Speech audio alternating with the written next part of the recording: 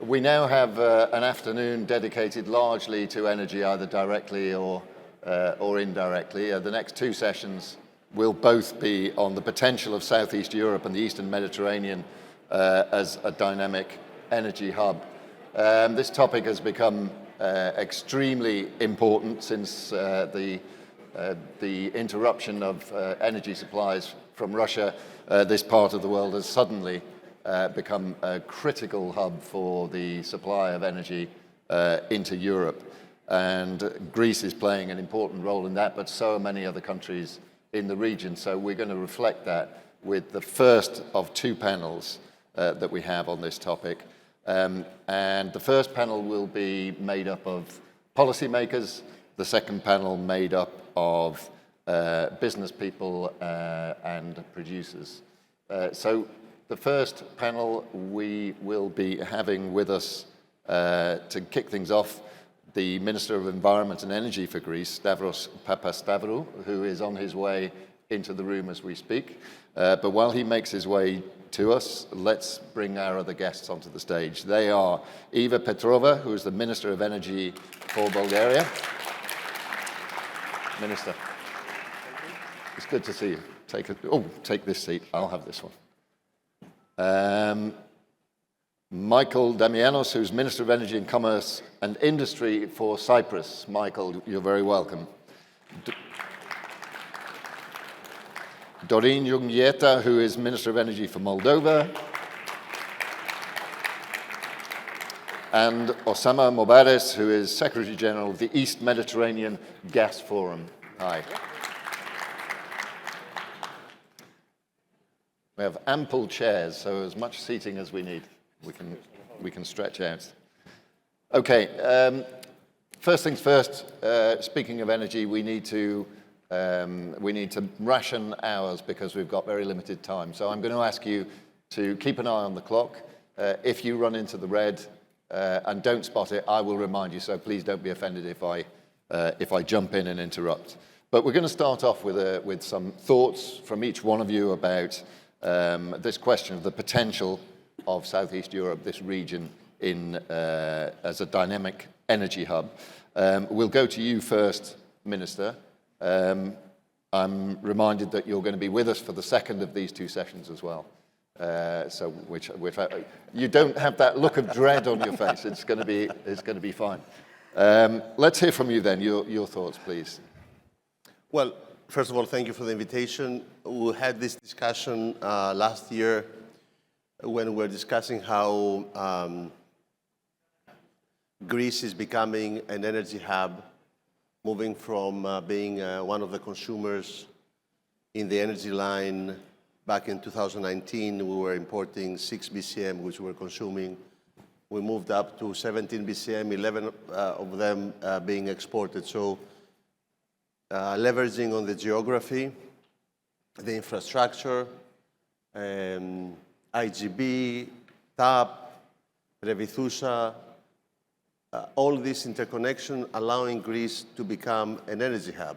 And I think looking the last 12 months, we're moving ahead to a new energy architecture.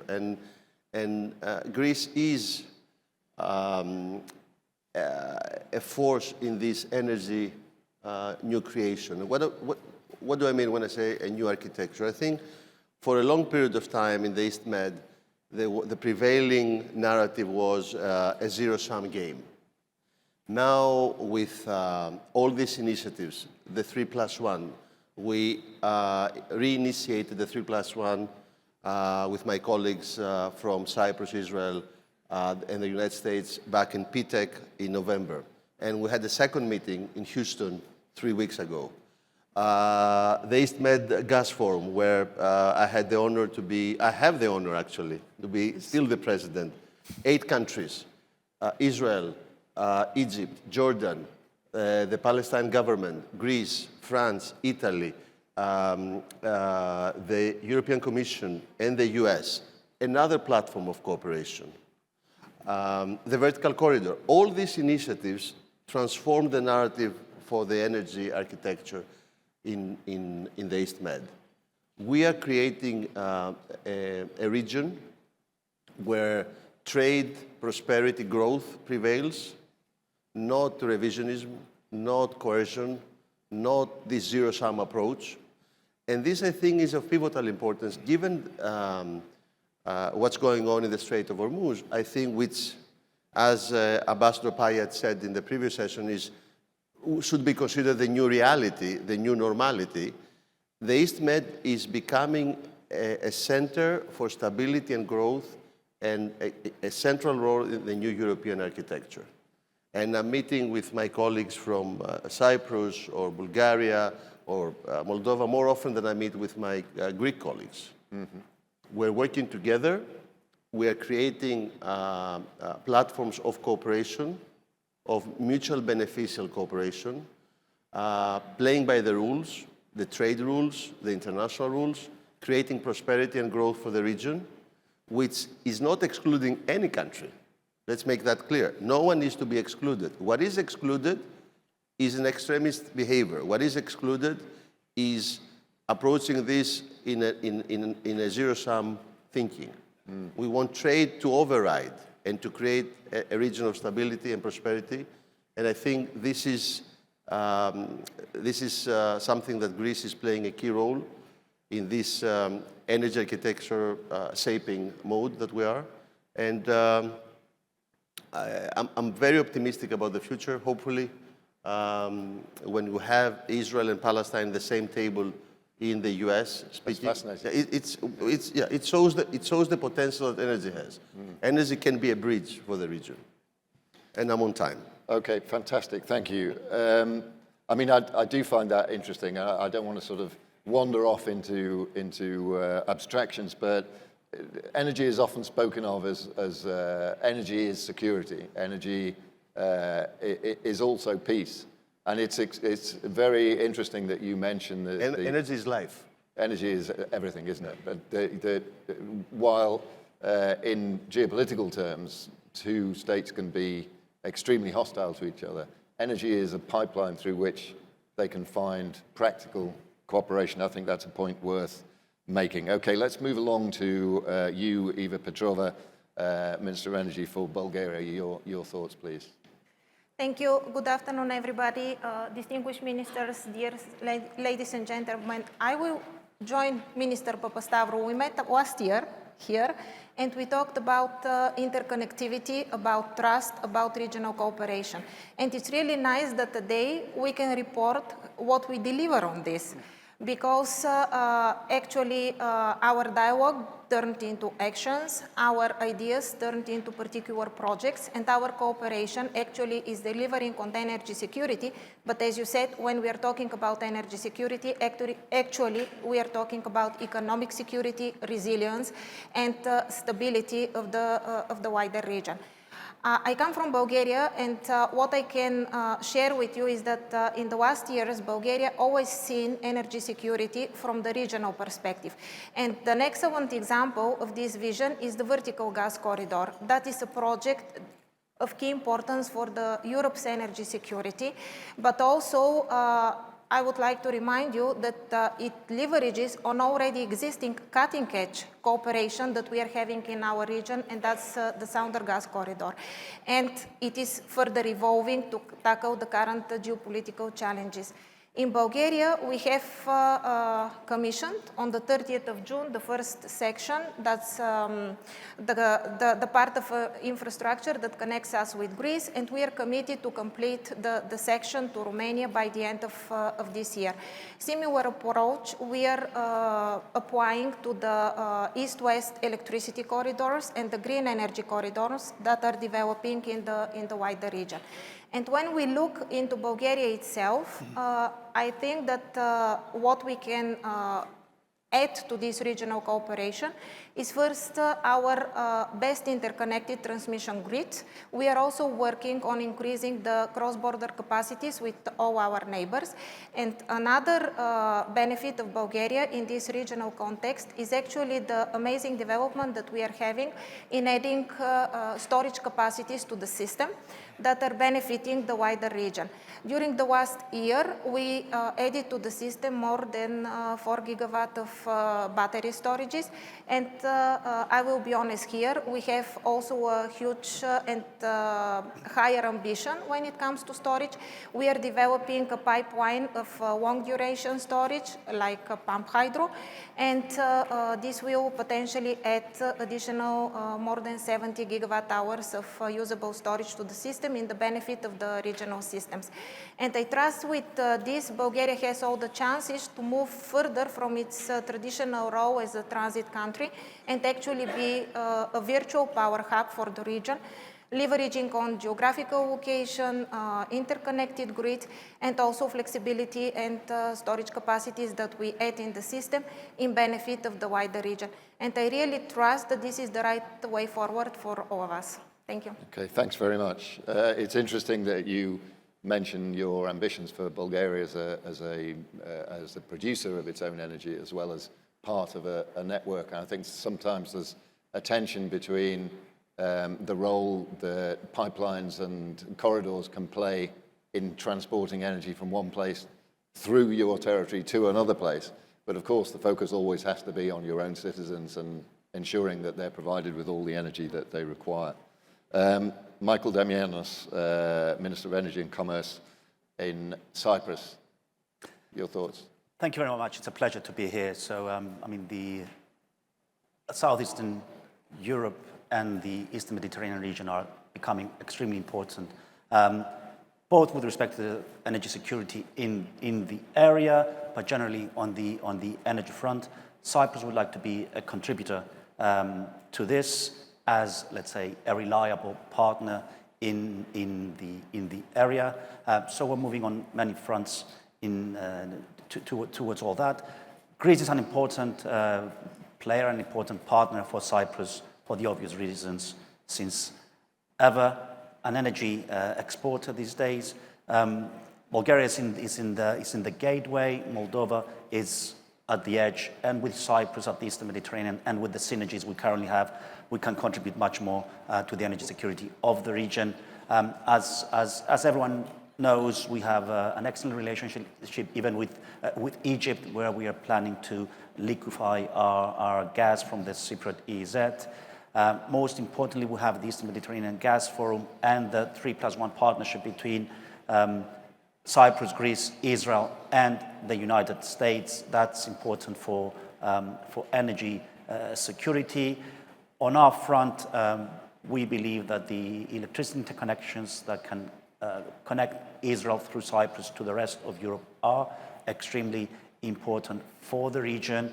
For Cyprus, this is going to help with respect to an extensive usage of our sun, of our renewables, because Cyprus is where it is and where it is located, has a lot of sun, not much other renewables.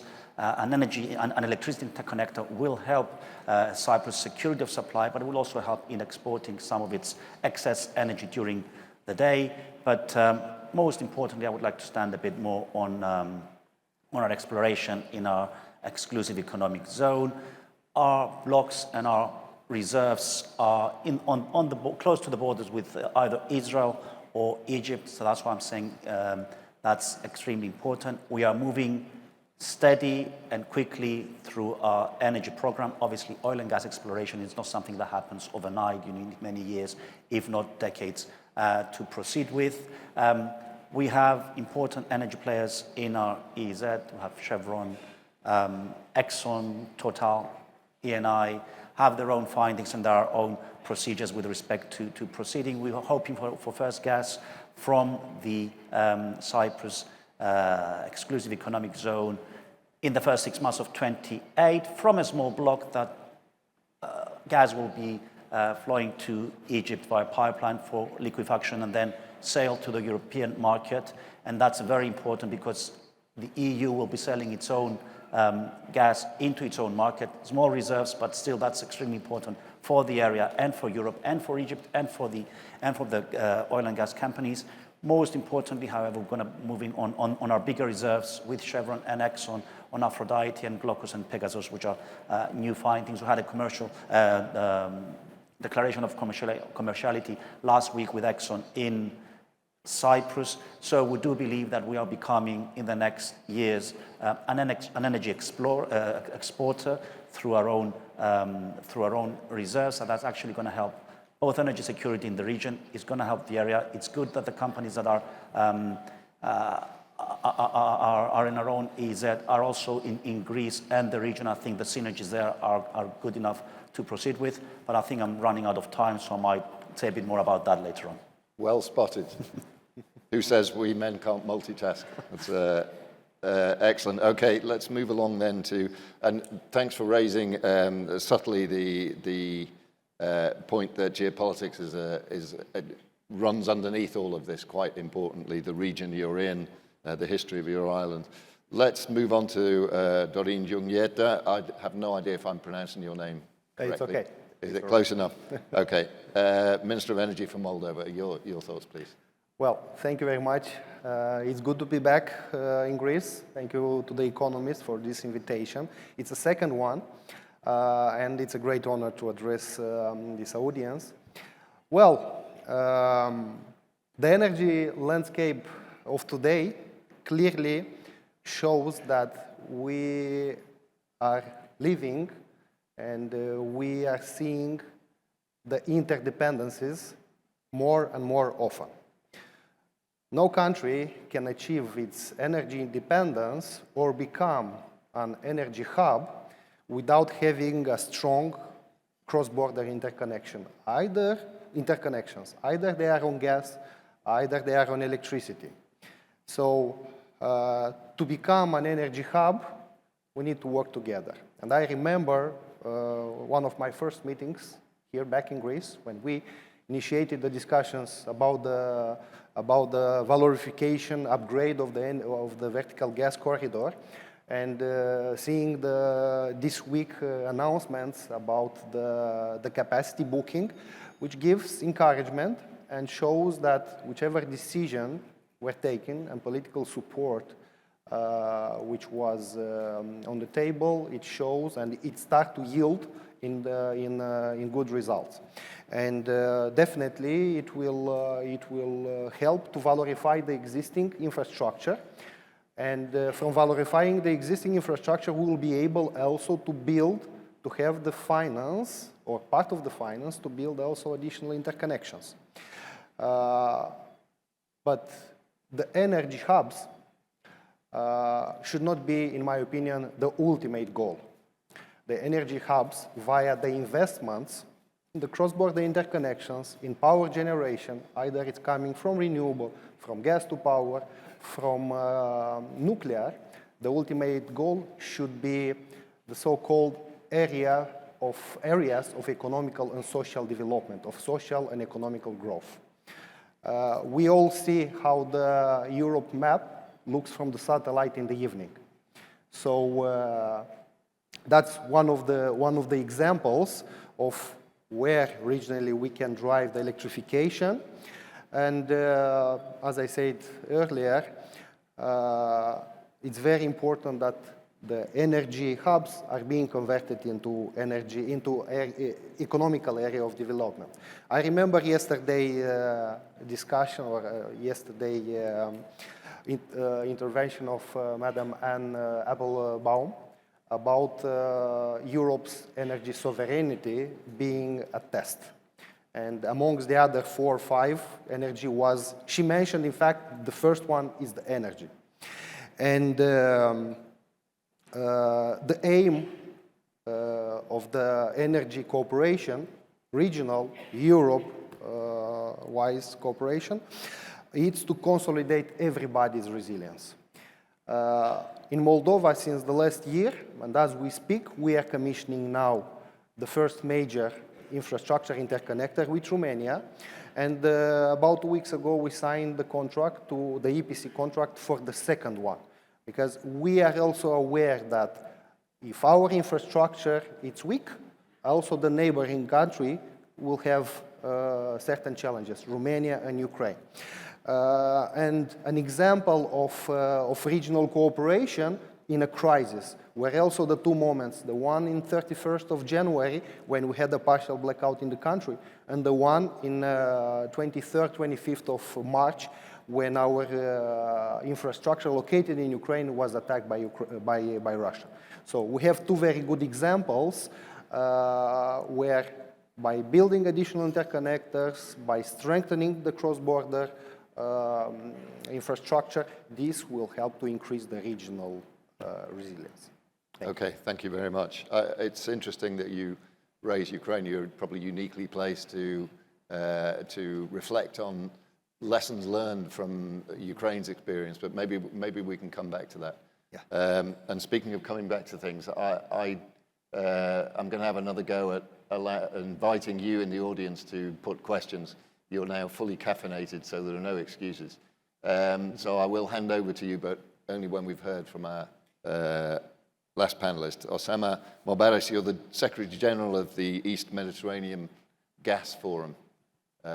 So perhaps a slightly narrower interest in some ways, a wider interest in others than our other panelists. Please give us your thoughts.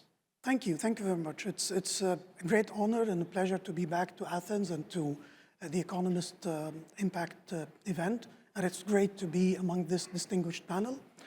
And what I would like to say is that taking from the topic of the event itself about upheavals, what happened definitely is a profound upheavals that had a lot of disruption to energy systems. And it brought to the forefront energy security as an important issue. And I believe to achieve energy security, I would like to highlight three main elements, which are, first is that we need to adopt a more pragmatic and balanced approach to energy systems in general. And gas will definitely continue to play an important role in this regard. The second is the need for diversification, not just diversifications of suppliers, but we're talking about three layers of diversification. Diversification of sources of energy, diversification of suppliers, and diversification of routes of supplies. The third is the important element of collaboration and integration. And as the minister said, no one country alone can really overcome the challenges or achieve energy security. That's why we need to collaborate and integrate together. For the first 2 points, I think the East Mediterranean will definitely play an important role. As has been discussed by the ministers, the East Mediterranean has a lot of advantages. It has significant resources, more potential to find more resources, presence of major oil companies, Exxon, Chevron, ADNOC, Qatar Energy, ENI, Shell, Total, and others. Also, it has a lot of infrastructure, export infrastructure that has spare capacity. And also, the geography, it's pretty close to Europe, and also to the Middle East and the Gulf. And for the third element, which is collaboration and integration, I would like to maybe elaborate more about the East Mediterranean Gas Forum, which is a platform of governments, producers, consumers, and also transit countries. But it's not just a platform for governments only. It's also a platform that brings the governments, the private sector, and the regulators together. We have advisory committees that brings 38 members, which are the IUCs, the NOCs, and different even IFIs. And as Minister Papastavro was saying, we just had last month our ministerial meeting. It was presided by Minister Papastavro. And during that meeting, the countries reconfirmed their commitment, not just to the EMGF, but collaboration. And I think political will and political commitment is very important to this kind of integration. And also, before the ministerial meeting, we had also the governments and the minister were sitting with the private sector, again, which is an important element of the EMGF convening power. And this is not just discussion or theory, but we already have examples of this. Some of the examples were mentioned by Minister Damianos about the collaboration between Egypt and Cyprus, which is win-win, definitely. Also, we see gas already flowing within the region, some of it for the domestic consumption, but also some of this gas is being re-exported. Another example, which is connected to the East Mediterranean is the vertical corridor. And I think we're having the ministers of Greece, Bulgaria, Cyprus, and Moldova in this panel is very important. How the East Med with Southeast Europe can work together, not just for more supplies, but also connecting the Gulf to Europe eventually, which is, again, it's win-win and achieving energy security. Okay, wonderful, thank you. As promised, I'm itching to ask my own questions, but I'm going to hand over to you in case there are any questions from the audience. We do have a roving mic. I can't see any hands up. Okay, back to me then. Goody. We've been talking a lot about ambitions, plans, aspirations. Some concrete projects have come up, but clearly we're in the process of a transition. We haven't made a transition. We're in the process of one. So what I'm interested to get at is the pace of that transition, how quickly we're progressing towards an integrated, complete, operating Eastern Mediterranean energy hub. So I'm going to start off with you, Minister Papastavrou. You mentioned that you were here last year. How is what you said this year different from what you said last year? What's changed over the course of the year? Things are moving very fast. Things are moving fast. I mean, plans that were there for years now, they are being activated and are moving along. We've been discussing about the East Med gas pipeline. In the underlying logic, which is bringing the Middle East into the Southeast Europe, is happening with a different means. Michael said it. We are going to have natural gas from Cyprus going to Egypt. You are having pipeline from Israel going to Egypt, Cyprus to Egypt, and depending the decision of the company, of the private companies, maybe through the vertical corridor to Bulgaria, Romania, Moldova. This is happening. Things are moving ahead, and the critical thing is to create a discourse of a cooperation, a discourse of trade rules being observed, a discourse of this not being cannibalized by geopolitics, but the other way around. This should transcend animosity. Yeah. This to become the driver. Is that something you're saying should happen or is happening? I mean, it's happening. We were with Chris Wright, Michael, Osama, the ministers from Egypt, Badawi, in the same room with Israel, Palestine. It's happening. I cannot imagine, I do not recall any meeting when you have a representative from the Palestinian government and the Israeli government in the last 3 years. It happened in DC, in the American Chamber of Commerce, for the energy cooperation. Because energy is bringing inadvertently the countries together. So Egypt and Israel are connected. Cyprus with Egypt will be connected. Hopefully, this will be coming to Revithoussa and moving up. This will be going through Bulgaria, Romania, or Moldova, or Ukraine. This will be far more than a commercial arrangement. The vertical corridor is far more than an infrastructure project. It's a transformative project. It does transform the way that we're working together. It brings a new culture. And maybe for some countries, there was a practice of this culture, but for the region overall, no such culture existed. We've been divided by books of history, by geography, by ideology, and somehow energy is bringing us, it's like you have a part of your body that this artery is reviving. Right. And we all see the benefits of it. When it first started, everybody was a bit skeptical, so this thing doesn't, everybody together, but not for my interest. Now we see that together we stand to win a lot more. We should remember that a lot of the impetus for this development, is very positive development as you're describing it, came from the disruption of supplies from Russia. The weaponization of energy from Russia, exactly. So how much of this do you think would have happened had Russia not invaded its neighbor? maybe not, maybe, unfortunately, maybe not. It would not have happened. This is a very valid point because we also, and we see how the US and the EU are seeing eye to eye, or they disagree in many things. When it comes to phasing out the Russian gas, they agree entirely. This was the first, it was a stable agreement between the EU and the US. When we had this agreement, the trade dispute, what was the basis of the Scotland Framework Agreement between the US and the EU? The energy projects, 750 billion of energy projects. So energy is also an anchor for the transatlantic cooperation. Okay.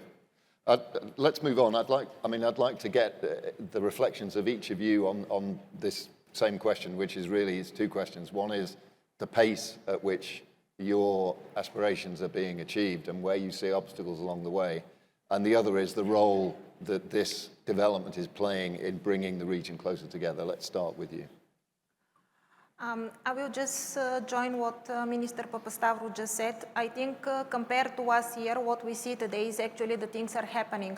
Maybe last year I was telling here what we intend to do, for example, in Bulgaria for the storage capacities. Now I have 4+ gigawatt battery storages that are really reshuffling the flows and the region and the leverage on interconnectivity that we are already having and the need. The other thing I truly agree is this shift of perception of energy security. What we started to discuss, like just guaranteeing the security of supply, starting from phasing out Russian supplies, actually now is embedded in the larger dialogue about economic security, competitiveness, resilience of the region. So it's really a larger geopolitical and strategic landscape that we built around the energy cooperation and infrastructure. Okay, thank you. Michael.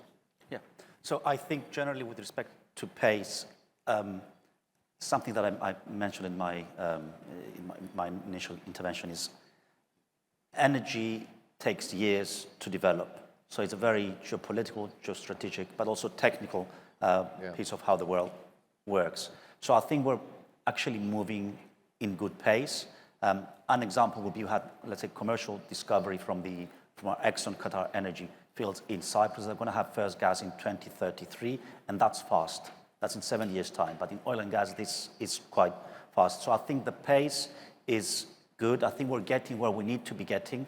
It's just that in this type of projects, you really do need patience from the people, and you need to stick with your strategy, because if you move away from your current strategy, there's only going to be delays. And I think generally with the overall cooperation in the area between the countries on this panel and generally with the rest of our friends in the area, if you follow the strategy, then we are on time, these are the timelines, and we are proceeding with everything. Okay. Doreen. Well, I would like us quickly to analyze two situations. An interconnector, 150, 170 kilometers interconnector. In Europe, the benchmark is being built between 5 to 7 years. The pace of building renewable, to build a wind farm, it's taking 36 months. A solar park in Moldova, there is an example, it took about 9 months. Battery storage, even quicker, 6 to 9 months as well. So I believe that the piece of building the infrastructure required to integrate these renewables, to integrate gas to power sources, it must be more or less mirrored. It's true that COVID, the Russian invasion in Ukraine, and as well the Hormuz Strait, they posed a lot of logistical constraints. We've seen that since COVID, many manufacturing companies, transformers, turbines, the companies are not keeping the spare parts anymore or the equipment in the warehouses. You need to order it. So there is a long lead time to get the equipment delivered. Transformers, it's taking now, could take even 14, 15 months to build. So your investments in renewables are coming much quicker, but the infrastructure required for that, it's taking longer.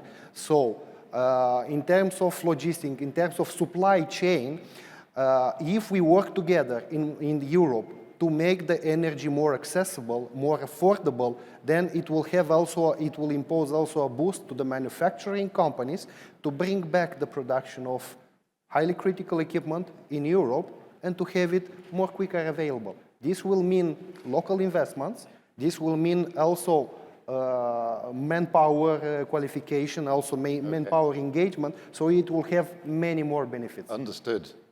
Osama, very, very briefly, your reflections on what you've heard from the policymakers and your thoughts about the adequacy of the pace of transformation that's underway, very briefly. So I think things are already happening, but the examples that we have heard, but this is just the start. We need to do more. We need to do more projects and more interconnectivity. That's why at the EMGF, we are establishing what we call Project Development Unit, which its objective is to identify projects and support the companies and the countries to align the policies and also find funding. But looking at the future, I think my biggest concern is that when things settle down, which I hope would happen soon, we tend to forget the urgency and the disruption that happened. Fortunately, or luckily, we have not seen the worst of this disruption. Prices has not spiked as expectations. The disruption is not as expected, but I'm not going to get into the why this happened, but we were lucky. So we don't want this to make us forget that we need to do more. We need to go back to the old energy systems. Okay, an excellent thought to finish off with. Thank you very much, madam, gentlemen. Minister, you're going to stay with us, but please join me in thanking the rest of our panelists. They leave the stage. Thank you.